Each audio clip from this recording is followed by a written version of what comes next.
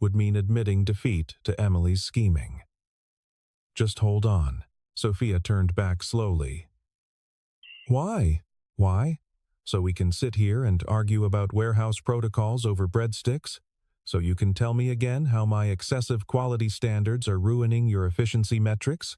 That shipment last month had mislabeled hazard codes," he shot back. "If those containers had been loaded wrong. Exactly my point. If I hadn't caught it, but you did catch it. Along with 50 other violations that turned out to be paperwork typos. You flagged an entire week's worth of shipments because someone used the wrong date format." Sophia's hands, which had been gripping her purse, moved to her hips. The wrong date format can mean the difference between a shipment clearing customs or sitting in a warehouse for weeks, but I wouldn't expect someone from operations to understand that. Someone from operations. I've been doing this job for 8 years. I know exactly what. Excuse me. They both turned. The hostess stood a few feet away, her earlier bright smile replaced with professional concern. "I'm sorry, but we've had a noise complaint from the table next to you. If you could keep your voices down, or if you'd prefer, we can move you to a more private area." Heat flooded Daniel's face. He glanced around and saw several nearby diners pointedly not looking at them, the universal sign of people who'd definitely been listening. The elderly couple from before had paused their tiramisu to watch the drama. "We're leaving," Sophia said, quietly. "Actually," Daniel heard himself say. "We're staying." Sophia's head whipped toward him. "What?" He wasn't sure what possessed him. Maybe spite, maybe stubbornness, maybe just bone-deep exhaustion of being manipulated by well-meaning family. "We're staying. We're going to sit down, order food, and get through this dinner like adults. Then we're going to go home and murder our respective matchmakers. I am not. 1 hour." He checked his watch. "It's 7:15 now. We stay until 8:15. We eat something. We prove to Emily and Anna that their little scheme didn't work. And then we never speak of this again outside of work email." Sophia's jaw worked as she processed this. He could see the war happening behind her eyes, the desire to maintain dignity versus the desire to flee. "Why would you want to stay?" she finally asked. "I can't stand the idea of my sister thinking she won," he said honestly. "If I leave now, she'll just try again. And again. This way, I can tell her I gave it a shot. It was a disaster, and she needs to stay out of my love life permanently." Something flickered across Sophia's face, understanding, maybe, or recognition of a kindred frustration. She looked toward the door, then back at Daniel, then at the empty chair across from him.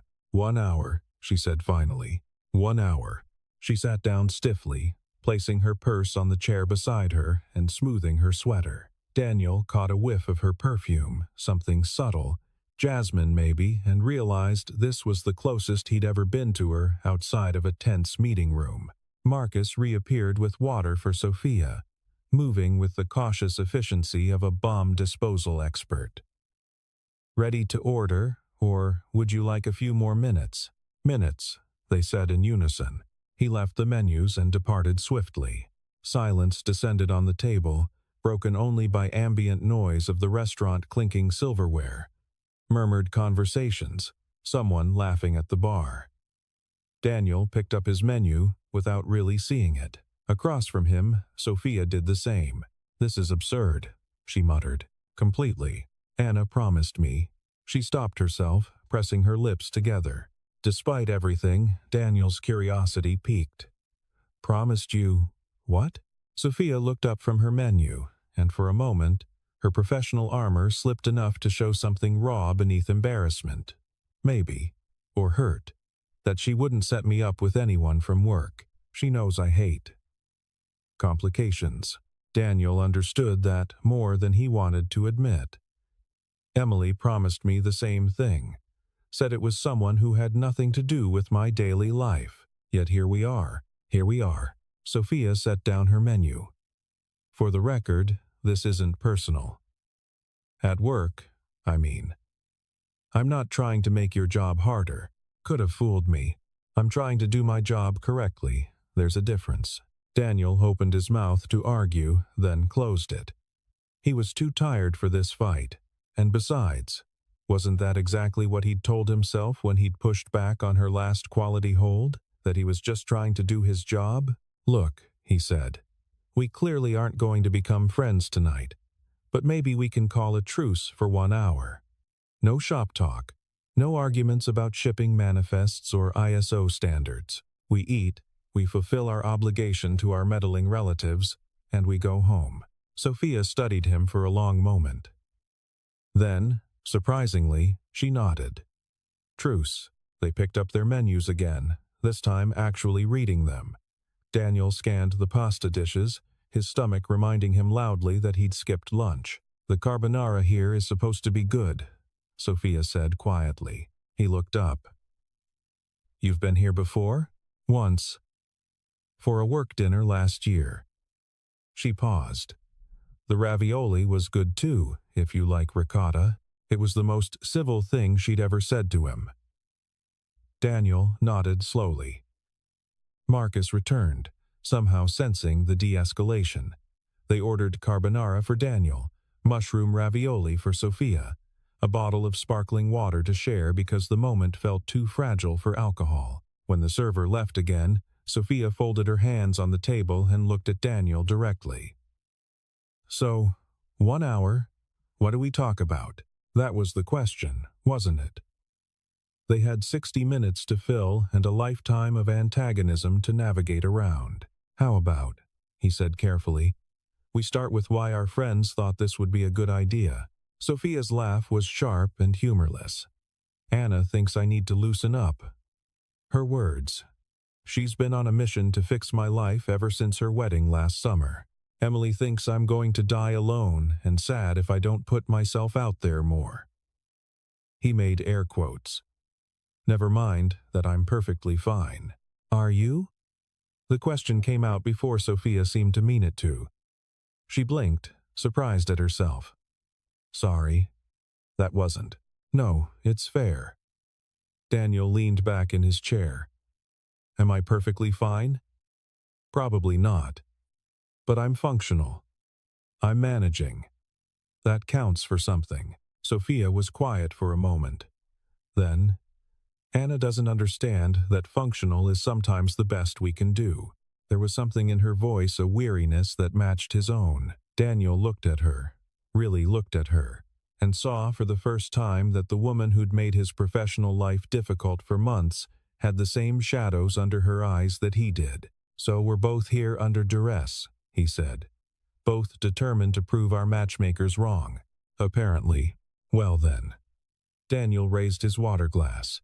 To 1 hour of mutually assured survival. Sophia hesitated, then picked up her own glass. The corner of her mouth twitched, not quite a smile, but close. To survival. Their glasses clinked softly, and for the first time since she'd walked through the door, Daniel thought maybe they'd both make it through this dinner alive. The bread arrived a basket of warm focaccia with olive oil and balsamic vinegar. Daniel reached for a piece at the same moment Sophia did, and their hands nearly collided over the basket.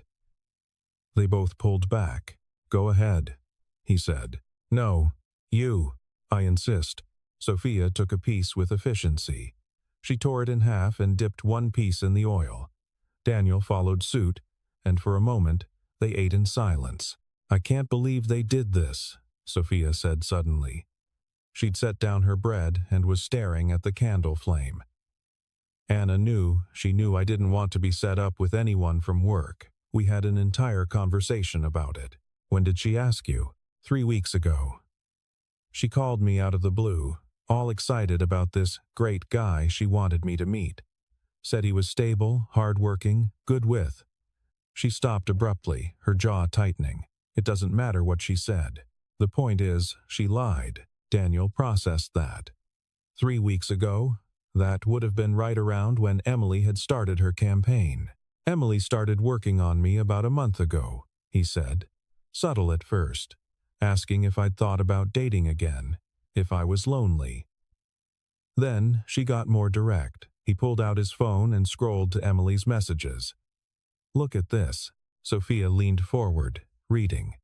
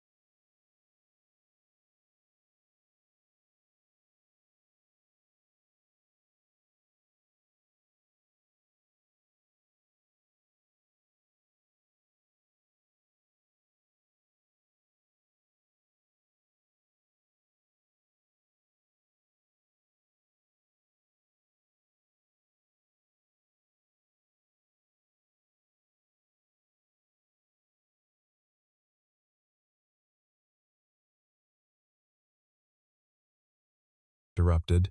She seemed to surprise herself. The tiramisu. We'll share. Marcus nodded and departed. Daniel raised an eyebrow. What happened to getting out of here as fast as possible? Sophia shrugged. It's good tiramisu, and we still have 20 minutes on our hour, so we're following through to the letter.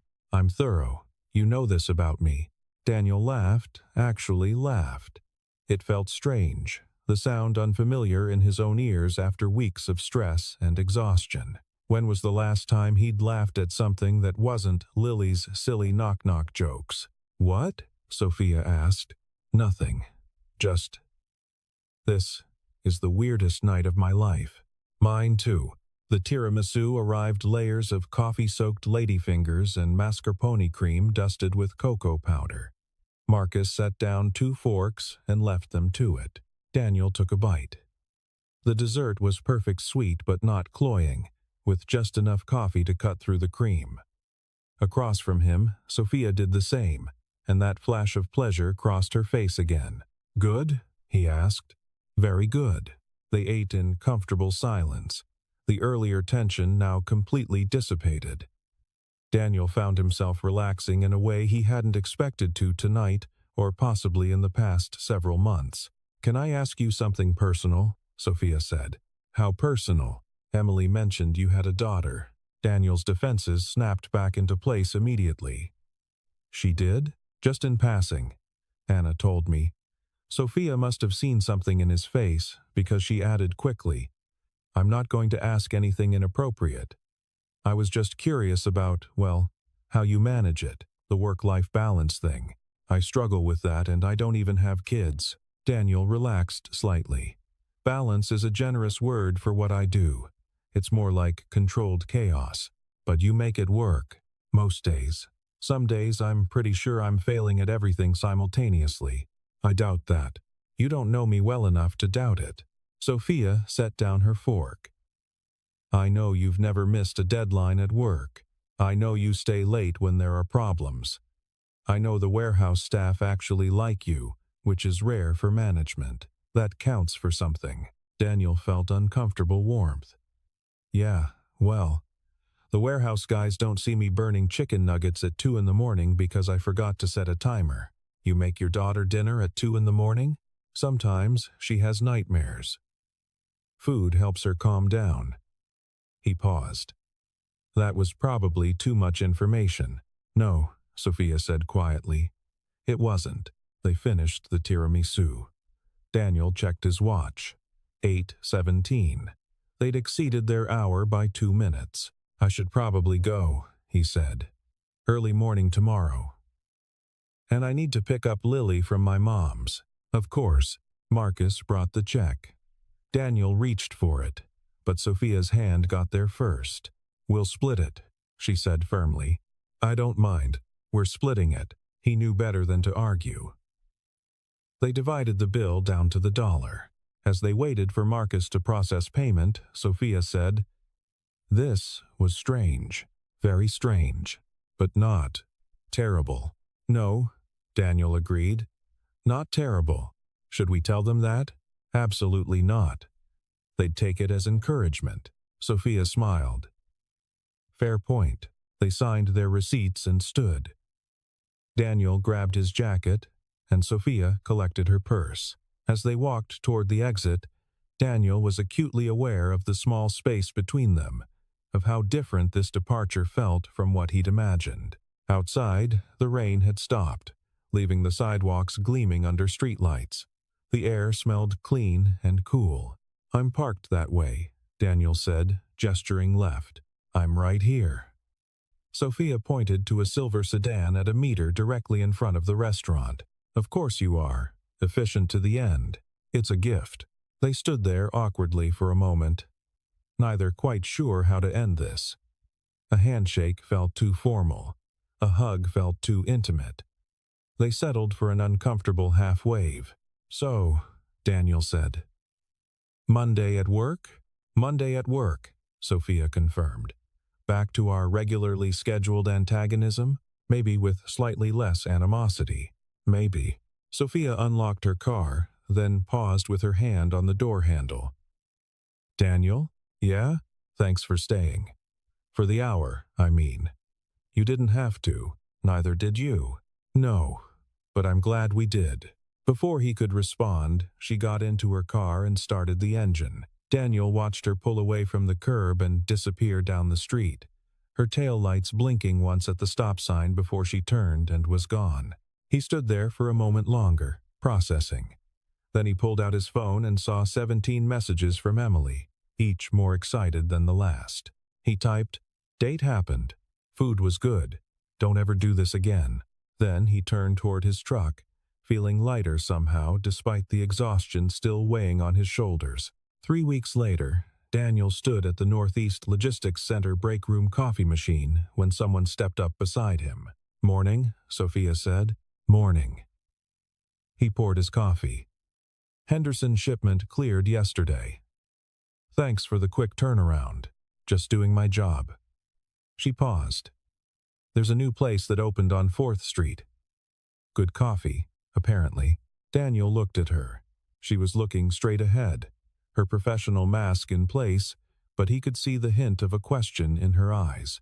"Tomorrow morning?" he heard himself say. "Before work? 7?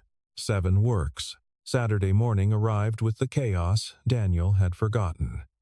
Lily appeared in his bedroom doorway at 8:47 a.m., already dressed in her soccer uniform. "Daddy, we have to leave in 13 minutes or we'll be late." Daniel shot upright. "What?" "Soccer." "Right. Yes, you forgot." "I didn't forget. I just temporarily didn't remember. That's what forgetting is." The drive to Riverside Community Fields took 12 minutes, 4 minutes late for warm-ups. Lily bolted from the truck, running toward her team. Daniel followed with Lily's water bottle and a folding chair. The morning was cool but promised warmth later. Other parents had already claimed spots along the sideline. He found an empty spot near midfield and set up his chair. Around him, parents chatted. Daniel nodded politely while scanning the field for Lily. She'd joined her team near the far goal, where they were doing stretches led by No. Daniel's brain short-circuited. Sophia stood in front of the girls, demonstrating a quad stretch, her dark hair pulled back in a high ponytail. She wore black athletic pants and a blue coaching shirt that matched the team colors. This couldn't be happening. Sophia was Lily's soccer coach. How had he not known this? How had Lily never mentioned her coach's name? "Daniel?" He turned. Sophia stood 5 feet away, having crossed the field. She looked equally shocked. "You're," she started. "Lily's dad." He finished. "Yes, Lily." Sophia's eyes went wide. "Lily, right. I never made the connection. She's talked about you. About her coach. She loves soccer. She just never mentioned." He gestured helplessly. "I don't use my last name with the kids. Too formal. I'm just Coach Sophie." Sophia glanced back at the team. "This is complicated?" That's one word for it. A whistle blew. The referee was calling the teams together. Sophia looked torn. "I have to. Go, coach." "We'll talk after?" She nodded and jogged back to the team. Daniel sank into his chair, mind reeling. The game started. Daniel tried to focus on Lily, but his eyes kept drifting to Sophia on the sideline. She was good with the kids, patient but firm, encouraging without coddling. When one girl fell crying, Sophia knelt beside her, speaking in calm tones until the tears stopped. When another scored a goal, Sophia's celebration was genuine and enthusiastic. This was a side of her he'd never seen. At work, she was all professional precision. Here, with the kids, she was fully present and surprisingly warm. Lily played defense, her face scrunched in concentration. At halftime, when the girls crowded around Sophia, Lily was right in front, asking questions and nodding seriously. Daniel's chest tightened. Lily loved her coach. If things between Daniel and Sophia didn't work out, Would it affect Lily's team? The second half was intense. With 10 minutes left, the ball came to Lily. She trapped it the way Sophia must have taught her, looked up, and kicked it forward to a teammate who scored the tying goal. Daniel jumped to his feet, cheering. On the sideline, Sophia was celebrating, clapping and shouting. When she glanced toward the parent section, her eyes met Daniel's. Then she smiled a full, genuine smile that transformed her face. Daniel smiled back. The game ended in a tie. The girls lined up to high-five each other, then clustered around their coaches. Daniel waited near his truck, watching as Sophia addressed the team. Finally, the girls dispersed. Lily bounded over, sweaty and grass-stained and beaming. "Did you see my assist, Daddy?" "Coach, Sophie said I played excellent defense. I saw." "You were great, baby. Can we get pizza? All the other kids are getting pizza." "Sure. Let me just—" He looked toward the field. Sophia was gathering equipment. Daniel walked across the field. Sophia looked up as he approached, the equipment bag slung over her shoulder. "Great game," Daniel said. "Thanks." The girls played well. Sophia's eyes dropped to Lily, who had followed. "Especially you, Lily. That assist was perfectly timed. Thanks, Coach Sophie. Did you know you work with my dad? That's so awesome. Can you come to pizza with us?" Daniel and Sophia both froze. "Oh, I don't want to intrude," Sophia started. "The team always gets pizza after games," Lily interrupted. "At Marco's. Everyone goes. You have to come." "Lily," Daniel said carefully, "Coach Sophie might have other plans. Do you?" Lily looked at Sophia with the kind of hopeful expression that could break hearts. "I." Sophia looked at Daniel, a question in her eyes. He could give her an out. Could suggest they talk later. Keep this boundary clear. But standing there in the bright morning sun, watching his daughter beam up at the woman who'd somehow become important to him, he found he didn't want to. "You should come," he said quietly. "If you want to." Sophia studied his face for a long moment. Then she smiled that full, genuine smile again. "Pizza sounds good." Marco's Pizzeria was chaos kids, running between tables, parents trying to maintain order. Constant din of conversation and laughter. Daniel found himself in a booth near the back, squeezed between Lily and the wall, watching as Sophia navigated the crowd of 7-year-olds vying for her attention. "Coach Sophie, sit with us," Lily had demanded. Before Daniel could intervene, Lily had dragged Sophia to their booth and shoved her into the seat across from them. Now they sat with 3 large pizzas spread across 2 tables the girls had pushed together. Lily and 3 teammates had claimed the adjacent table, which meant Daniel and Sophia ended up sitting across from each other with unexpected semi-privacy. "This is not what I expected when I woke up this morning," Sophia said. "Welcome to my life," Daniel replied. "Zero predictability, constant noise. Sounds familiar. I manage that at work. Except here the chaos comes with more sticky fingers." As if on cue, Lily appeared, her hands covered in pizza sauce. "Daddy, can I have money for the game machine? You haven't finished your lunch. I had 2 pieces. Eat 1 more, then you can play." Lily sighed but returned to the adjacent table. Sophia smiled. "You're good at that." "At what?" "The dad thing. Setting boundaries but not being harsh." Daniel shrugged. "I'm making it up as I go. Some days it works. She's a great kid." "She is, isn't she?" The pride in his voice was undisguised. They fell into comfortable conversation. Sophia told him about starting coaching 2 years ago. Daniel told her about Lily's soccer obsession. The afternoon stretched on more pizza, more games, more laughter. As families started to leave, Daniel realized he didn't want it to end. This moment, this afternoon where his 2 worlds had merged without disaster, felt important. Outside in the parking lot, as parents loaded exhausted kids into cars, Sophia walked with Daniel and Lily to his truck. "Thank you for inviting me," she said. "Thank you for coming." They stood in the late afternoon sun, the parking lot emptying around them. "So," Sophia said. "Monday. Monday. Coffee at 7. I'll be there. And maybe." Daniel smiled. "I'd like that." Lily called from the truck. "Daddy, I'm tired." "Coming, baby." "See you Monday." He watched her walk to her car, feeling something he hadn't felt in 3 years. Hope. Real hope that maybe there was room in his carefully controlled life for something good. As he drove home, Lily stirred in her car seat. "Daddy? Yeah, baby? I like Coach Sophie." "I do too. Is she your friend?" Daniel thought about the past 3 weeks, the coffee meetings, the conversations, the way she'd fit into his chaotic life. "Yeah, I think she is." "Good." Lily yawned. "You smile more now. And maybe," Daniel thought, "that was the whole point."